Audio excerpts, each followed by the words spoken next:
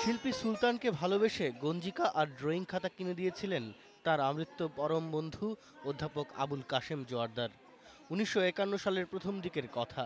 প্রায় ২ বছর ধরে সেই ড্রয়িং খাতায় সুলতান চারকোল দিয়ে এঁকেছিলেন গাছের ডালপালা প্রধান নৈসর্গিক দৃশ্য, কৃষিকাজে মগ্ন নারী পুরুষ, কলসি কাখে নারী আর সর্পিল রেখা।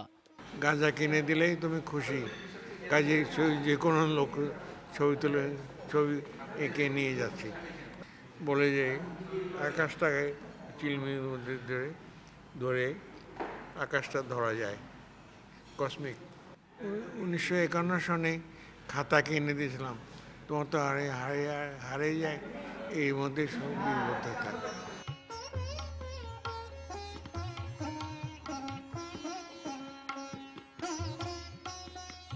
ড্রয়িং খাতা বলেই হয়তো এস.এম. সুলতান স্বাক্ষর করেননি তাতে, তবে বাঙালি শিল্পরসিকরা চিনতে ভুল করে না সুলতানের অঙ্কন।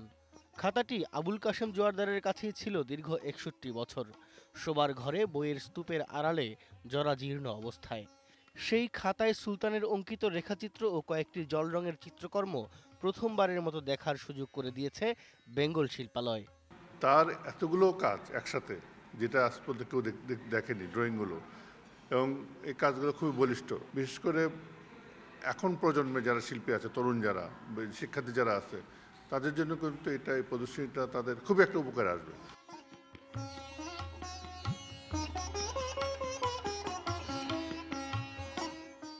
শিল্পীর শৈলী, চিত্রভাষা ও বিষয়ের গুণাবলী মনোগ্রাহী ভঙ্গিতে প্রতিফলিত হওয়া ছবিগুলো নিয়েই তার মৃত্যুর ১৯ বছর পর এই প্রদর্শনীর আয়োজন করা হলো।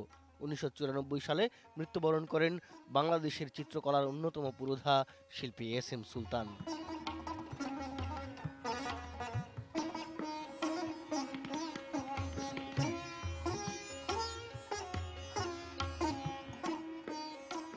ছিয়াশিটি চিত্রকর্ম নিয়ে শুরু হওয়া প্রদর্শনী আগামী ১১ অক্টোবর পর্যন্ত প্রতিদিন দুপুর ১২টা থেকে রাত ৮টা পর্যন্ত খোলা থাকবে।